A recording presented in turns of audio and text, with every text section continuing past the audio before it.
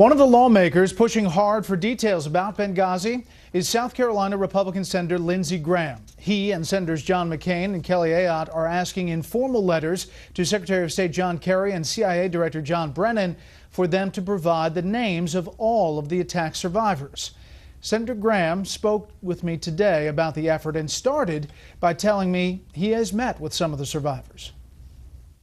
I've had contact with some of the survivors. Their story is chilling. They feel afraid to tell it. It's important they come forward to tell their story. The best evidence of what happened in Benghazi is not a bunch of politicians in Washington trying to cover their political ass. It's the people who lived through the debacle. And I'm going to do everything I can to get them before the Congress and the American people in an appropriate fashion so that we can learn firsthand what happened in Benghazi. You ask me why are they not being forthcoming? I think it's Exhibit A of a failed foreign policy. I think the Benghazi debacle before, during, and after shows what happens when you lead from behind. Al-Qaeda is not on the run. Bin Laden may be dead, but Al-Qaeda is alive and well all over the region, and Benghazi's example of that. Are these survivors back on the job? Some are back, working for the government. Some are still injured. The bottom line is they feel that they cannot come forward. They've been told to be quiet. And at the end of the day, we can't let this administration or any other administration get away with hiding from the American people and the Congress, people who were there in real time to tell the story. Again, what Susan Rice told the American people 5 days after the attack has collapsed. What the President told the American people for weeks after the attack makes no sense. This was never a spontaneous event caused by a hateful video. It was always a pre-planned terrorist attack. What are they telling you? The American people need to hear what happened that night. They need to hear from the people who are on the ground their desperate situation. They need to understand from the people who were there for months how bad it was getting and how frustrated they were that nobody would listen to them and provide aid when they were requested.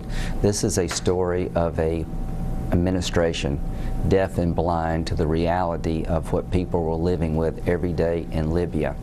It is important that they be able to tell their story without reprisal. I think if they get to tell their story without fear, we will understand that during that night they felt abandoned, and they will tell us very clearly that the threats were building for months and nobody would listen to them. It's imperative that they tell their story. There was a big CIA operation there, as we have reported on. We actually don't know the extent of what was going on. A lot of those people obviously will not talk because they're undercover. Right. How much does that factor into all of this equation? Well, Congress has an oversight role. If you have a CIA operative and you want to know what happened that night, then do it in a classified setting. Make a record so that we can learn from the mistakes and not repeat them. There are a lot of people there who could testify publicly.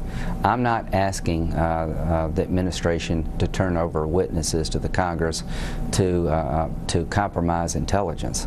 I'm asking the administration to turn over to the Congress and the American people the witnesses, the people who lived through this, so we can learn from our mistakes. And quite frankly, they're hiding from the American people and the Congress the primary source of the truth in Benghazi, the people who lived through it. Why was Ambassador Stevens in Benghazi if he had been sending up all of those memos and cables that the place was essentially security unsustainable? Why was he there? Because that's where the action was regarding the rising Islamic extremists who are trying to get their hands on weapons that are flowing freely in Libya. We were desperately trying to control the anti-aircraft missiles, the man-pads, that were all over Libya, that are now all over the Mideast. Chris Stevens got outside the wire because it was his job. Don't blame the soldier when he's going outside the wire to do his job. Blame the commander who creates the bad environment for the soldier. There was violence all over Benghazi months before September the 11th. The British left Benghazi. They chose wisely. We chose poorly. The person I blame is not Chris Stevens. I blame the President of the United States. Secretary Clinton said, "Why does it matter?" In that hearing. Others have said that this is a political effort on your part to get points before your re-election. That's what they say. You've heard it. Yeah, but nobody said that about me and Senator McCain when we're asking the Bush administration to tell us the truth about Iraq. It wasn't a few dead-enders. We challenged the construct that everything was going fine in Iraq, that we didn't need a surge of troops. We challenged the interrogation policies of the Bush administration because it mattered to me to make sure that when we're at war that the truth comes out and we make appropriate adjustments. To Secretary Clinton, Madam Secretary, here's why it matters. I want to know why the system got so broken that you could not understand what was being said in Libya, and that when our ambassador tells your State Department on your watch we can't defend the consulate from a terrorist attack, and oh, by the way, Benghazi is full of al-Qaeda flags, how could you not read that input? How could you not get that input? I want to understand from our military clearly why in 7.5 hours could you not help these poor people? And I want to understand how the Obama administration could have ever come up with a story this was anything other than a terrorist attack from the beginning. It had nothing to do with the video. We're not going to cover up a failed foreign policy episode and read in the New York Times all of the successes of the Obama administration. You cannot have a country where the commander-in-chief gets to celebrate his successes and hide his failures.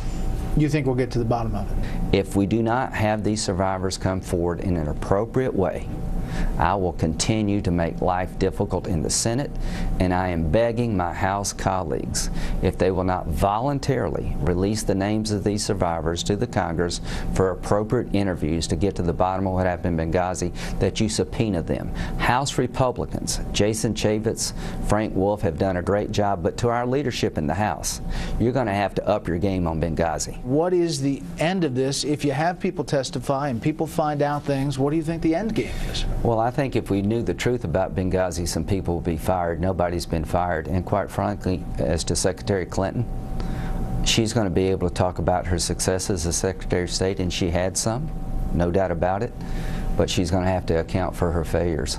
And it really does matter to make sure that the record is clear about what happened on her watch and what happened on President Obama's watch.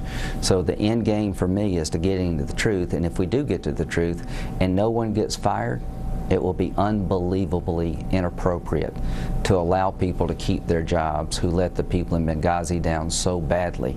And as to Secretary Clinton, you cannot tell the American people you had a clear-eyed view of the threats in Benghazi, given what I know. And what I know comes from the people who were there, and it's time for the people who were there to tell the American people what happened.